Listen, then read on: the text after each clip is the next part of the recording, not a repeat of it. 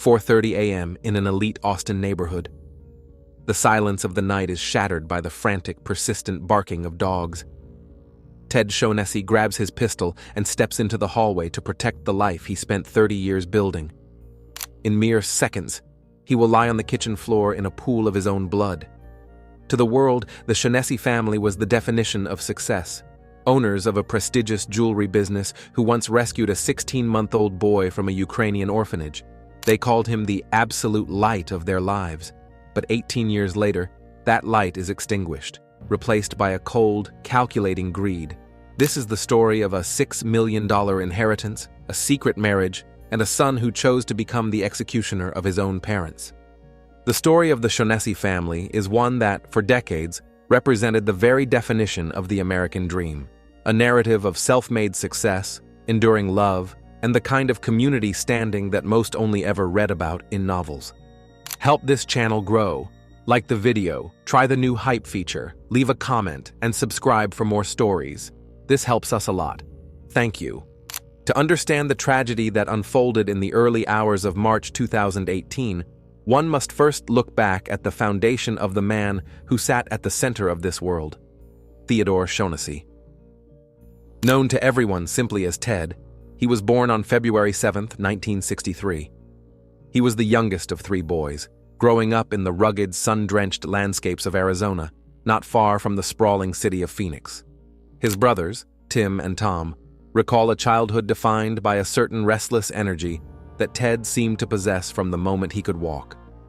From a remarkably young age, Ted developed an obsession that would follow him throughout his entire life: speed. It wasn't just a hobby, it was a defining characteristic of his personality. He was a man who felt most alive when the world was blurring past him at high velocity. Whether it was karting as a teenager or racing high-performance cars as an adult, Ted was described by those closest to him as being utterly fearless behind the wheel.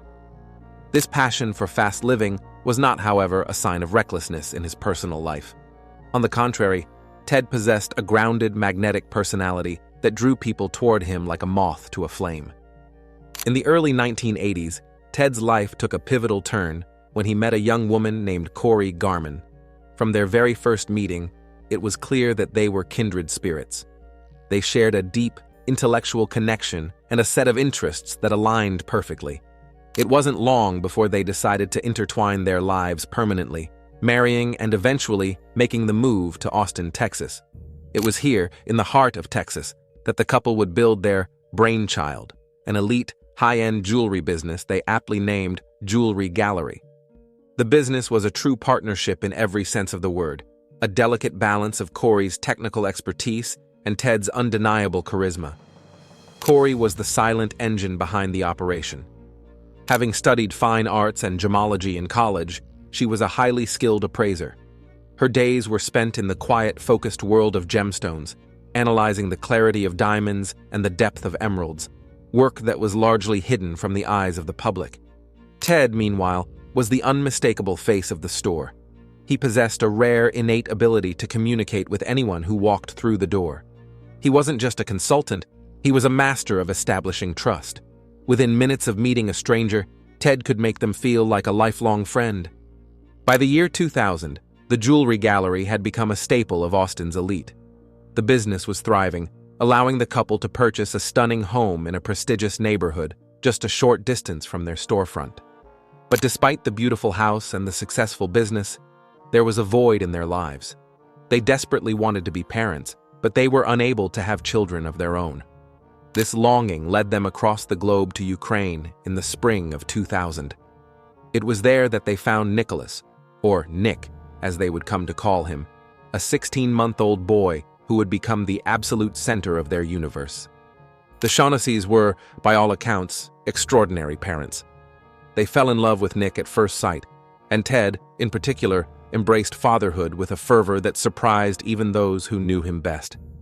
He became a fiercely caring father, rarely spending a moment apart from his son. As Nick grew, he became the mirror image of his father, handsome, smart, and possessing that same insatiable hunger for speed. Father and son spent countless hours together at racing tracks, bonded by the roar of engines and the smell of burning rubber. But Nick didn't just inherit his father's love for cars. He seemed to have absorbed the entrepreneurial spirit that had built the family's wealth. Even in middle school, Nick was finding ways to make a profit, selling chocolate bars to his classmates. By high school, he had launched a car repair business that was remarkably successful for a teenager, eventually hiring several employees to help manage the workload. To the outside world, the Shonessys were the ideal couple with the ideal son. A family built on love, mutual respect, and a shared drive for success.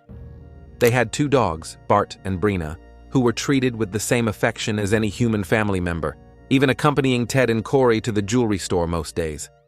Ted's reputation in the community was legendary. He was a man of immense generosity, often paying for the groceries of strangers or lending money to friends without the expectation of interest.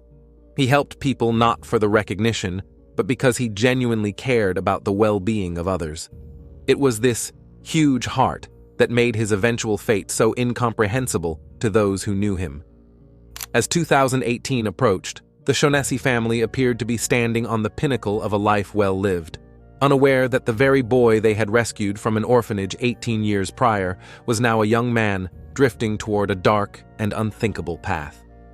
The story of the Shonessy family is one that, for decades, represented the very definition of the American dream, a narrative of self-made success, enduring love, and the kind of community standing that most only ever read about in novels. To understand the tragedy that unfolded in the early hours of March 2018, one must first look back at the foundation of the man who sat at the center of this world, Theodore Shonessy. Known to everyone simply as Ted, he was born on February 7, 1963. He was the youngest of 3 boys, growing up in the rugged, sun-drenched landscapes of Arizona, not far from the sprawling city of Phoenix. His brothers, Tim and Tom, recall a childhood defined by a certain restless energy that Ted seemed to possess from the moment he could walk. The trajectory of Nicholas Shonessy's life took a definitive and eventually catastrophic turn in 2015 when he met Jacqueline Alexa Edison, known to everyone simply as Jackie. She had recently moved from New Jersey to Texas, and for the 19-year-old Nick, the attraction was instantaneous and all-consuming. After their graduation, the two became practically inseparable, weaving their lives together with an intensity that perhaps should have served as a warning sign. They moved away from the familiar surroundings of Austin to College Station, where Jackie enrolled at Texas A&M University to study engineering, while Nick attempted to carve out a niche for himself as a day trader, working from the comfort of their shared home. To the senior Shonessys, the relationship initially seemed like a natural progression of their son's transition into adulthood. Every weekend, the young couple would make the 2-hour drive back to Austin to visit Ted and Corey, maintaining the outward appearance of a tight-knit, loving family.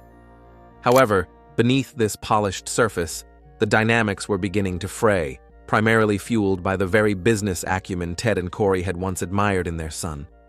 While Nick had shown an entrepreneurial streak since middle school, his ventures in the high-stakes world of stock trading were not yielding the same reliable results as his childhood chocolate bar sales or his high school car repair business. The financial bridge between Nick's ambitions and his reality was built almost entirely by his parents' generosity. Ted and Corey had lent their son $30,000, money specifically intended to be a student fund to support his education. They also covered his recurring monthly expenses, including car insurance and gasoline. Even Ted's close friend, Ted Cole, had contributed $5,000 for Nick to invest on his behalf, a testament to the community's collective faith in the young man's potential. But the agreement that Nick would eventually repay these sums began to dissolve as his trading losses mounted, and his spending habits became increasingly lavish. The tension reached a boiling point in the months preceding the tragedy. Ted and Corey grew increasingly frustrated, not just with the lack of repayment, but with Nick's refusal to pursue a traditional university education. They watched with growing alarm as the $30,000 they provided for his future was instead diverted into high-end furniture and fashionable outfits for Nick and Jackie. Every time the couple visited Austin, they seemed to be flaunting new possessions, even as their actual bank accounts were hovering at a staggering balance of less than $2. The parents eventually made the difficult decision to cut off the money flow, issuing a stark ultimatum. Once the remaining funds ran out, Nick would have to find a job and support himself. This decision sparked a serious conflict within the family. Although Nick briefly pivoted, appearing to resolve the issue by starting to return some money, the resentment was merely being driven underground. He felt entitled to the lifestyle his parents had built, and the prospect of manual labor or a desk job was anathema to him. What Ted and Corey did not know, what no one in their inner circle suspected, was that Nick and Jackie had already taken a secretive, monumental step in their relationship. In the summer of 2017, 8 months before the murder, the young couple had secretly married. They kept this union hidden from the very people who were financing their lives, a deception that hinted at a growing disconnect from the Shonessy family values. This secret marriage created a them-against-the-world mentality for Nick and Jackie, an insular bubble where their financial desperation could fester into something far more dangerous. The depth of this desperation was revealed only later through digital forensic evidence. While they were portraying the image of a successful young couple to their families and social circles, their private communications told a story of utter ruin. They were being hounded for debts, including a $2,600 sum owed to a neighbor who was threatening to expose Nick's surveillance activities to his parents if he didn't pay up. For Nick, the walls were closing in. He saw his parents not as the loving protectors who had rescued him from a Ukrainian orphanage, but as the gatekeepers to a multi-million-dollar inheritance that he believed he deserved. In his twisted logic, Ted and Corey were no longer family. They were obstacles. He began to fantasize about the $1 million life insurance policies held by each of his parents and the $6 million value of the family home and the jewelry gallery. These weren't just idle thoughts. They were the seeds of a conspiracy. He even began sounding out his few friends, like Spencer Patterson, offering them life-changing sums of money to eliminate his parents. Nick's transformation from a smart, handsome young guy into a cold-blooded conspirator was nearly complete. He had convinced himself, and seemingly Jackie, that the only way to secure their future was to end the lives of the two people who had given him everything. The plan was not a sudden impulse born of a single argument. It was a calculated, cold-blooded maneuver, designed to look like a random act of violence in a city where such things were becoming increasingly common.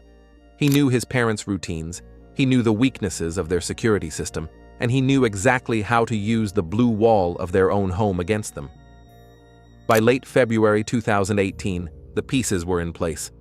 The son who had been the absolute light in Ted and Corey's lives was now preparing to plunge their world into permanent darkness. Throughout this period, Jackie remained his constant companion and, as Nick would later claim, his primary support system.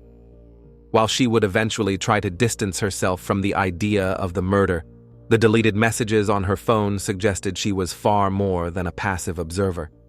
She was a partner in the lies, a partner in the financial ruin, and ultimately, a partner in the countdown to the early morning of March 2nd. The stage was set for a betrayal so profound that it would leave the Austin community, and the very concept of adoption, reeling in the aftermath. The tragic irony was that while Ted and Corey were planning for their son's future, hoping he would find his way and perhaps even take over the family legacy, Nick was already appraising that legacy in blood. He didn't want the work of the jewelry gallery. He wanted the wealth it generated, and he wanted it now. The love that had once filled the Shonessy home was being replaced by a cold, transactional calculation. The fearless man who loved speed was about to be blindsided by a threat he could never have anticipated. The boy he had taught to drive, the son he had refused to part with for even a minute, was now the architect of his demise. On March 2, 2018, the silence of a prestigious Austin neighborhood was shattered by a sequence of events that would leave a community in shock and a family destroyed. It was 4:30 in the morning, a time when the world is typically held in the deepest grip of sleep. Inside the beautiful Shonessy residence, Theodore and Corey were peacefully asleep in their bed, a routine they had shared for 30 years. The peace was broken by the frantic, persistent barking of their dogs, Bart and Brina. In a home with pets, such a sound isn't necessarily a cause for alarm. Animals are often stirred by extraneous street noises or scents far beyond human detection. However, Something in the urgency of the bark prompted Ted to act. Ted Shonessy, a man described by his brothers as completely fearless, did not hesitate. He reached for a .45 caliber pistol he kept for protection and stepped out of the bedroom to investigate the source of the dog's distress. Corey, used to the occasional nighttime barking over the years, momentarily settled back into her pillow, hoping to catch the remaining hours of rest. She had no way of knowing that her husband had just stepped into a lethal ambush. The transition from silence to violence was instantaneous. As Corey closed her eyes, the sharp, unmistakable crack of a gunshot echoed from the kitchen. It was followed rapidly by several more. The woman bolted upright, her adrenaline surging with a terrifying clarity. She grabbed her own weapon, a .357 caliber revolver she kept above the bed, and moved toward the bedroom door. Through the doorway, she witnessed a nightmare. An intruder was approaching the bedroom. Before her eyes, the guest shot her beloved dog, Bart. In a desperate bid for survival, Corey opened fire.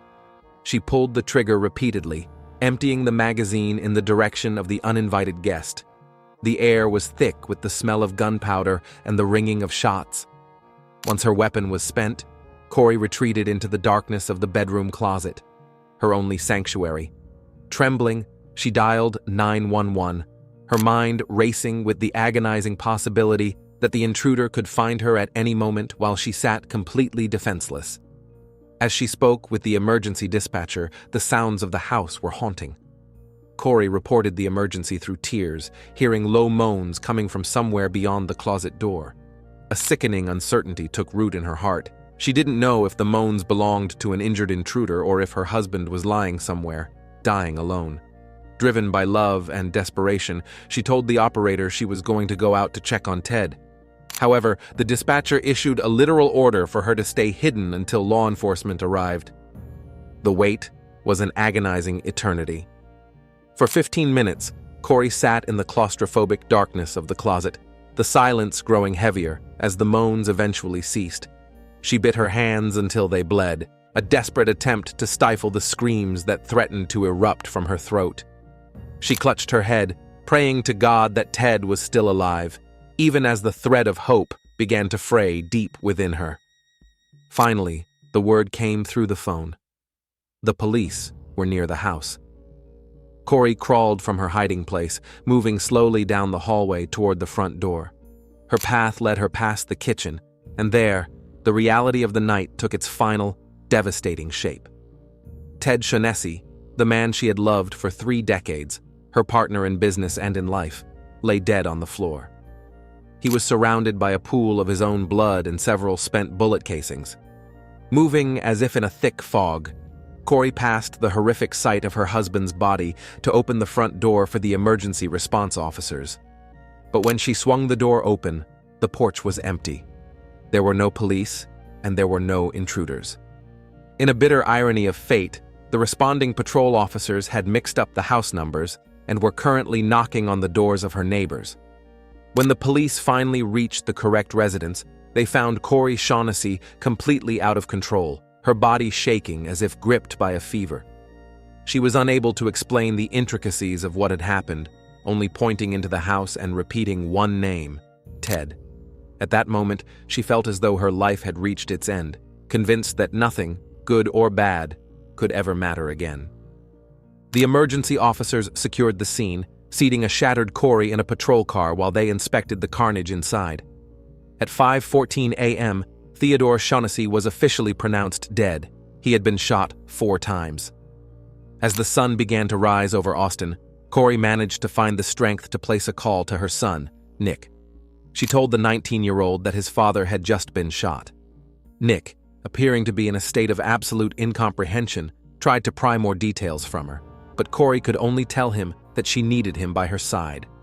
Nick and his girlfriend Jackie immediately set out from College Station, making the 2-hour drive to the home that had, only hours before, been a place of safety and success.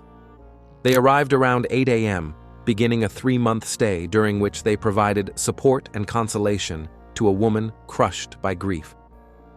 Corey was left alone in a large house for the first time in 30 years, mourning not only her husband, but also the loss of Bart. one of the dogs that had replaced the children they couldn't have. Rumors of the nighttime crime spread like wildfire through the community.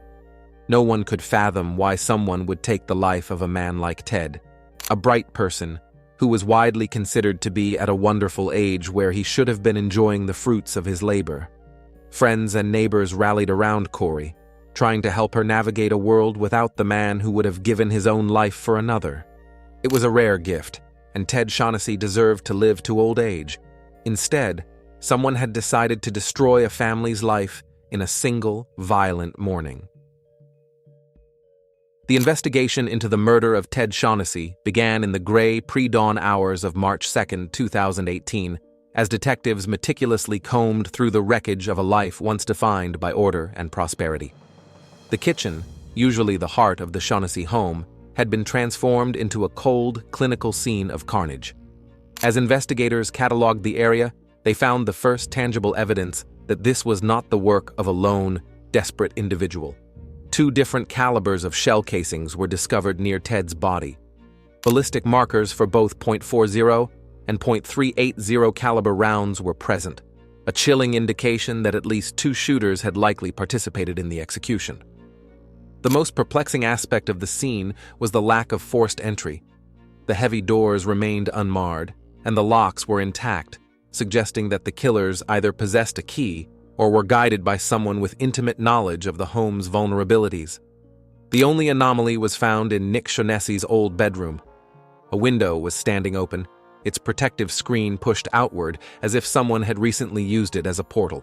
A single clear fingerprint was lifted from the glass, which was immediately rushed to the lab for testing. In a dresser within that same room, detectives found an empty box that had once held a .40 caliber pistol. To their surprise, this was the only item missing from the entire house. In a residence filled with high-end electronics, fine art, and the personal jewelry of the owners of an elite gallery, the intruders had ignored the traditional spoils of a robbery to take a single weapon, a weapon that was subsequently used to end Ted Shonessy's life. This revelation shifted the investigators' focus. If the killers knew exactly where to find a specific firearm in a house containing 20 different pistols, this was no random home invasion. Despite the targeted nature of the crime, the first theory pursued by the police was a robbery gone wrong. The Shonessys were public figures in the world of high-value commerce. Their jewelry gallery sold items worth millions, and the assumption was that someone had followed the wealth back to its source. Corey herself leaned into this narrative, desperately wanting to believe that her husband's death was the result of a failed heist rather than a personal betrayal. However, the house's security system provided a timeline that contradicted the chaos of a botched robbery. The logs showed that the bedroom window had been opened at 4:27 a.m. It wasn't until 17 minutes later, at 4:44 a.m., that the system recorded the sound of glass breaking in the kitchen. For 17 full minutes, the intruders had been inside the home, moving through the shadows. They had ample time to demand the code to the safe or gather valuables, yet they did nothing but wait for Ted to encounter them.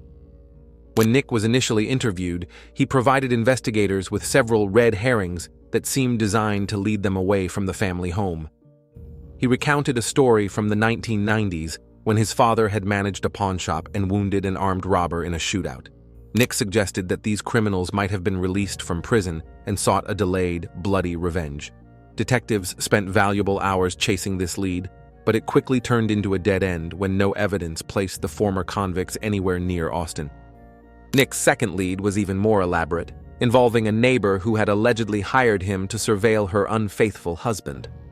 Nick claimed he had installed a tracker on the man's car and that the husband might have discovered the plot, hiring hitmen to kill his wife, only for the killers to mistakenly target the Shonessy house because both families drove white Mercedes. While the neighbor confirmed that she had indeed paid Nick for surveillance, she dismissed the idea that her life was in danger, and detectives found no proof that the husband even knew he was being watched. As these external theories collapsed, the investigation turned inward, and the blue shield of family loyalty began to crack. For a time, investigators cast a suspicious eye on Corey. They struggled to understand why the killers had left her alive after she fired a volley of shots at them. Furthermore, Corey was the sole beneficiary of Ted's $1 million life insurance policy, and her subsequent attempts to inquire about the payout while the investigation was still active made her appear cold and calculated to the authorities. Corey was devastated to learn she was a suspect.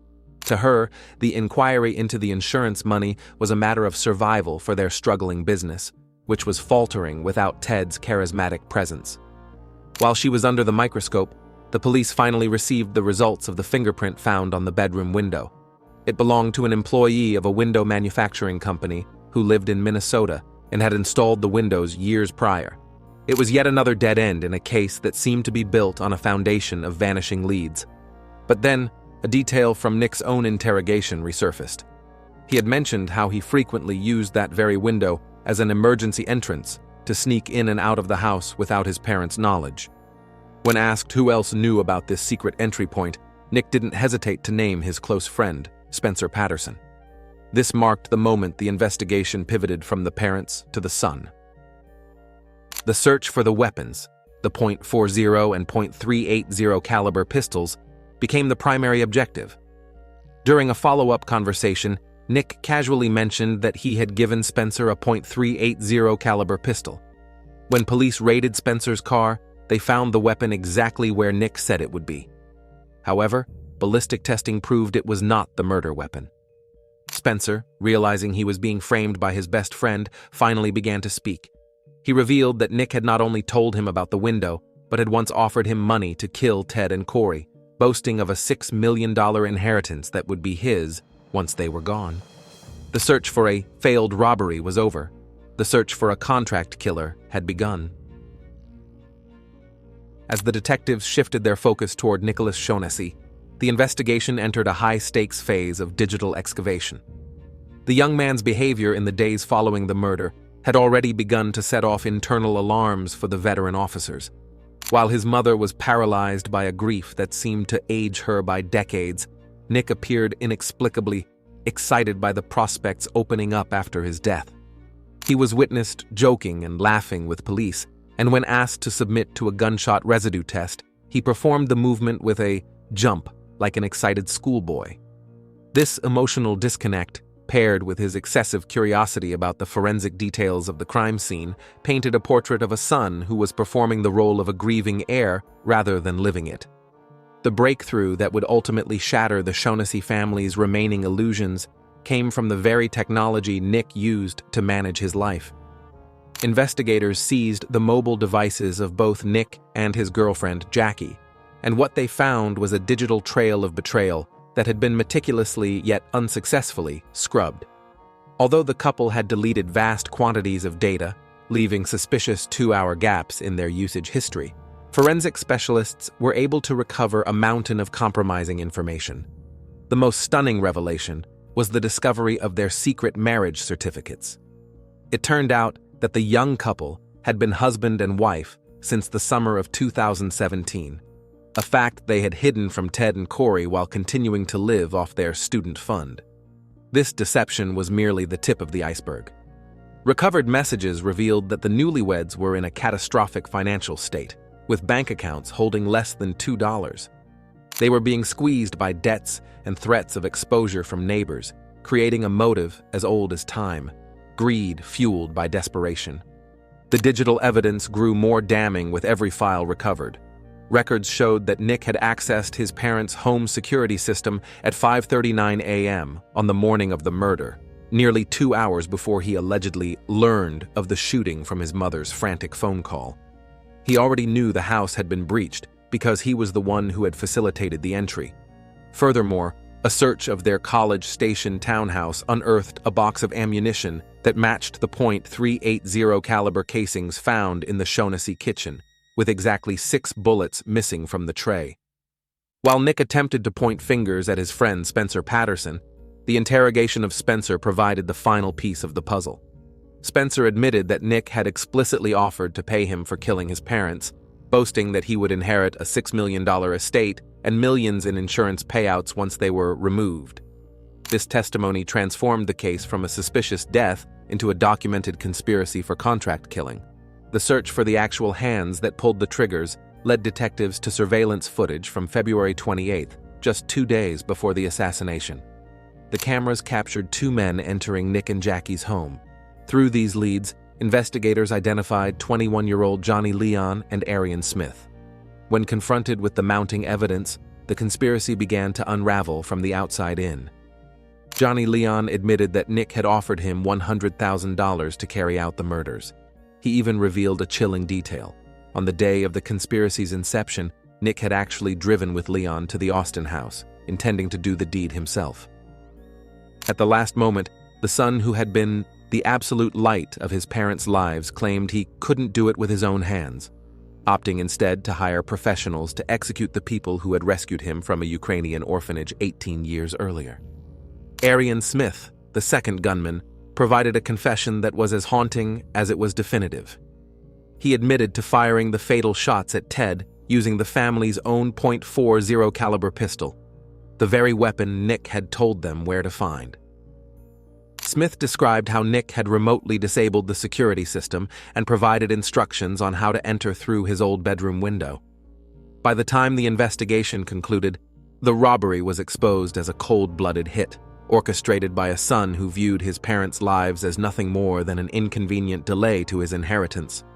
For Ted Shonessy, the investigation's conclusion was a second death. She had to face the reality that for 3 months, she had shared her home and her grief with the very people who had orchestrated her husband's execution.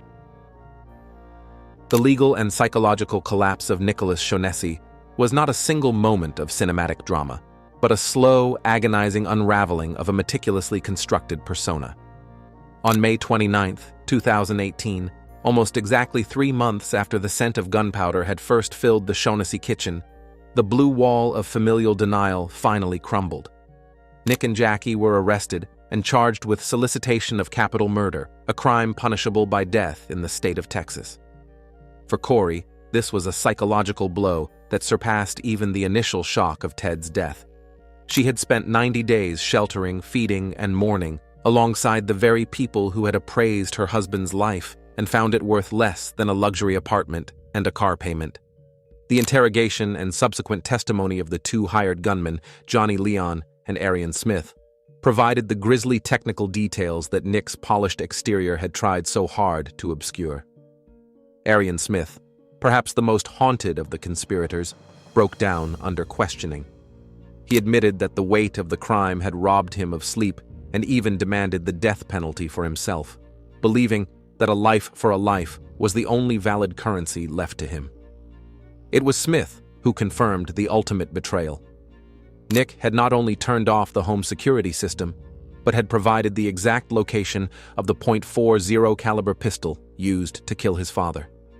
The weapon that Ted Shonessy had reached for in the dark to protect his family was the very instrument his son had selected for his execution.